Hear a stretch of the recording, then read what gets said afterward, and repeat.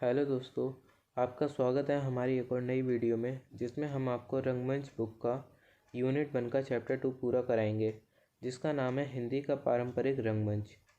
ये video BA programme and BA honours वाले बच्चों के लिए बहुत इम्पोर्टेंट होने वाली है, इसलिए वीडियो को पूरा देखें। और हाँ, अगर आप चैनल पर नए हैं तो चैनल को सब्सक्राइब भी कर लें। चलिए फिर स्टार्ट करते हैं।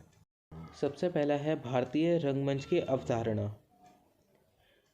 तो उससे पहले हम समझेंगे रंगमंच क्या होता है। तो रंगमंच से अभिप्राय मंच से है, जहाँ पे अभिनेता और अभिनेत्री अपनी कला का प्रदर्शन करते हैं। नाटक मानवीय संवेदनाओं की अभिव्यक्ति का सबसे अच्छा माध्यम है, जो कि रंगमंच के जरिए संभव है। रंगमंच के जरिए कलाकार अपने भावों विचारों को एक दूसरे तक पहुँचाते हैं। नाटक लोक हितकारी मनोविनोद का ऐसा साधन है जो दृश्य भी है और श्रव्य भी है, यानी कि नाटक को हम देख भी सकते हैं और सुन भी सकते हैं।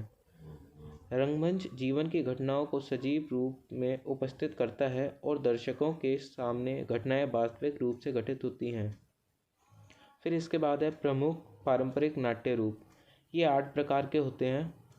सबसे पहला है रामलीला, फिर रासलीला, फिर आंकिया नाट, फिर सांग जिसे स्वांग भी कहते हैं, फिर नौटंकी है, फिर विदेशिया है, फिर ख्याल है, फिर माच है। इन सबको हम डिटेल में बारी बारी से पढ़ेंगे, तो वीडियो में बने रहें। तो सबसे पहले हम रामलीला पढ़ेंगे। तो रामलीला उत्तर भारत का सबसे प्रमुख प्रसिद्ध लोकप्रिय नाट्य रूप है। इसकी कई शताब्दियों की परंपरा है।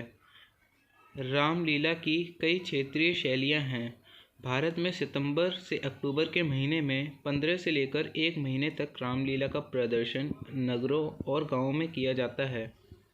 देश में शायद ही ऐसा कोई व्यक्ति होगा जिसने रामलीला ना देखी हो।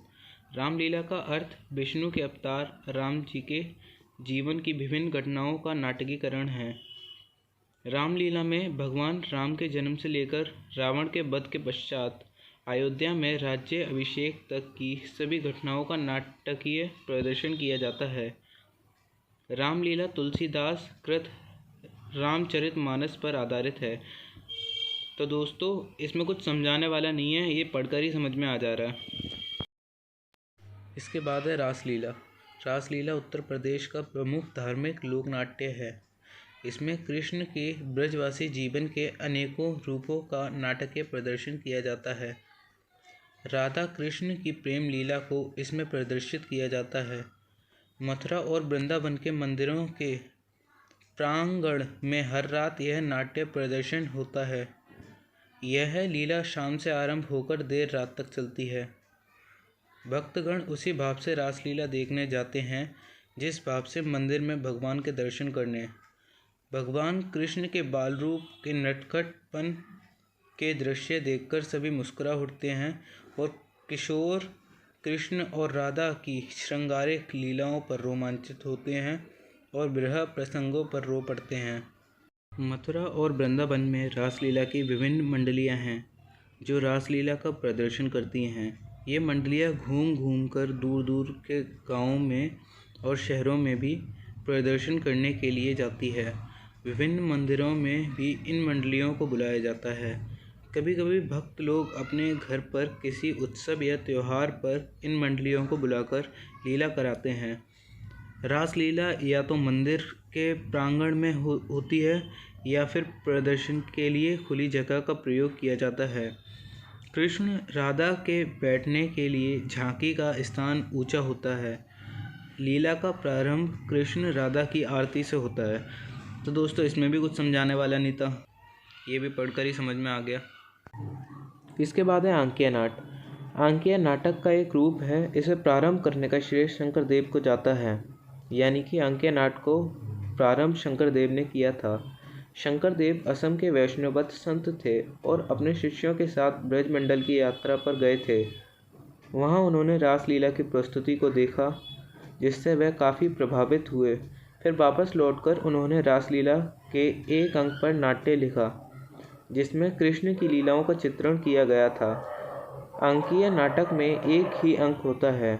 यह आकार में छोटे होते हैं और 2 या 3 घंटे में अभिनीत हो सकते हैं। इस लोकनाट्य में नृत्य और विभिन्न प्रकार की मुद्राएं द्वारा व्यक्ति की जाती है। इसमें पात्र स्वयं भी गाते हुए नृत्य द्वारा अपने भाव को उद्घाटित करते हैं। इसके बाद है स्वांग। स्वांग को सांग भी कहते हैं। ये हरियाणा की सांस्कृतिक धरोहर है। इसके लिए किसी मंच की आवश्यकता नहीं होती। स्वांग की प्रस्तुति खुले मैदान में तख्त डालकर दी जाती है। स्वांग की भाषा हरियाणवी होती है। स्वांग मंडली का प्रत्येक सदस्य प्रत्येक पात्र का अभिनय कर सकता है। छोटे से मंच पर सब अभिनेता बैठे रहते हैं। जिसकी बारी आती है वह उठकर पाठ बोल देता है। प्रवेश, प्रस्थान, संवाद, नृत्य, काम सब उसी पर होता है। स्वांग हरियाणा का प्रमुख लोकनाट्य है। स्वांग का अर्थ होता है रूप भरना या नकल करना। इसके बाद है नौटंकी। नौटंकी गेय नाटक है, यानी कि गाया जाने वाला नाटक। नौटंकी का प्रदर्शन पंजाब, राजस्थान, उत्तर प्रदेश में होता है। इस शैली के प्राचीन नाटकों को संगीत कहा जाता था। नौटंकी नाम पड़ने के कारण शहजादी नौटंकी नाम के एक संगीत को बतलाया जाता है, जो इतना लोकप्रिय हुआ कि इस नाटक को नौटंकी का नाम दे दिया। नौटंकी की भाषा उर्दू या हिंदी होती है। इसमें संवाद गाकर बोले जाते हैं। संवादों को कई छंदों में बांधा जाता है। नौटंकी में थिएटर धुन में लिखे गए संवाद भी बहुत प्रभावशाली होते हैं। नौटंकी संगीत में स्त्री पात्रों का अभिनय स्त्रियां ही करती हैं। नौटंकी का मंच मात्र एक चबूतरा होता है। इसमें पर्दा या रंग सज्जा का अधिक प्रयोग नहीं होता। इसके बाद है विदेशिया। विदेशिया बिहार का लोकप्रिय नाट्य रूप है। इसके प्रेरणता भिखारी ठाकुर थे। भिखारी ठाकुर ने बचपन में ही अपना घर छोड़ दिया था और एक घूमतू नृत्य गान मंडली बना ली थी। भिखारी ठाकुर की नाटक मंडली में लौंडा नाच प्रसिद्ध था। नाटक के बीच बीच में गायन और छोटे छोटे संवाद के टुकड़े होते थे। इस नाट्य रूप का नाम विदेशिया पड़ गया।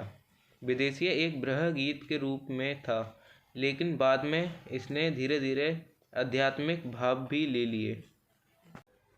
इसके बाद है ख्याल। ख्याल को लावनी के नाम से भी जाना जाता है। ये राजस्थान से संबंधित है। यह काफ़ी प्राचीन परंपरा है। ख्याल मंडलियाँ निश्चित शुल्क पर प्रदर्शन करती हैं। राजस्थानी ख्याल संगीत प्रधान लोकनाट्य है। इसमें संगीत, नृत्य और नाटक का सम्मिश्रण होता है। इसमें गायन की प्रधानता रहती है और ख्याल का रंगमंच केवल एक ऊंचा चबूतरा मात्र होता है। ये चारों तरफ से खुला रहता है। दर्शक इसके चारों ओर बैठकर इसे देखते हैं। इसमें ढोलक, हारमोनियम, सारंगी, नगाड़ा आदि वाद्य यंत्र बजाए जाते हैं। ख्याल में स्त्री पात्रों का अभिनय भी पुरुष ही करते हैं। पात्र राजस्थान की परंपरागत वेशभूषा पहनते हैं। इसमें राजस्थानी पगड़ी और धोती पहनी जाती है।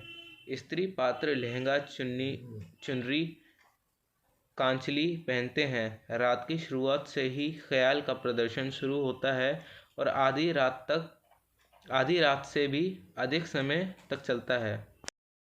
इसके बाद लास्ट है माच।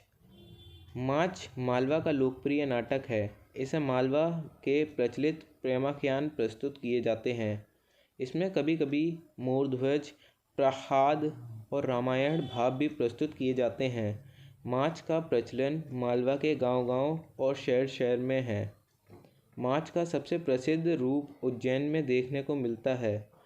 यह लोग पहले उज्जैन के मंदिरों में कृष्ण चरित्र का अभिनय करते थे। बाद में माच मंदिरों से हटकर गांव और नगरों के खुले मैदानों में होने लगा। माच के खेलों का आयोजन सामान्य वर्षा काल को छोड़कर शेष समय में किया जाता है। इसका आयोजन फागुन, चैत्र और वैशाख महीनों में विशेषकर होता है।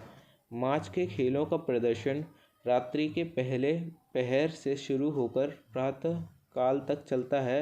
मंच पर ढोलक बजाई जाती है। तो यहाँ पर हमारा रंगमंच बुक का यूनिट 1 का चैप्टर 2 पूरा हो गया है।